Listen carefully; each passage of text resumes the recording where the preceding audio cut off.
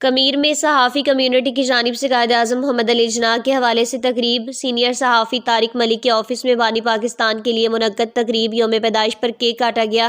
کمیر محمد پرویز اشرف but بانی پاکستان قائد اعظم محمد علی جناح کے یوم پیدائش پر صحافی برادری کمیر کی جانب سے جنرل سیکرٹری کمیر پریس کلب کمیر محمد طارق ملک کے آفس میں پروقار تقریب کا انعقاد کیا گیا، جس میں کمیر کی تمام صحافی کمیونٹی نے بھرپور شرکت کی۔ تقریب میں شریک سینئر صحافیوں کا کہنا تھا، قائد اعظم محمد علی جناح کی تاریخی جدوجہد اور غیر متزلزل اصول پسندی نوجوان نسل کے لیے مشعل راہ ہے۔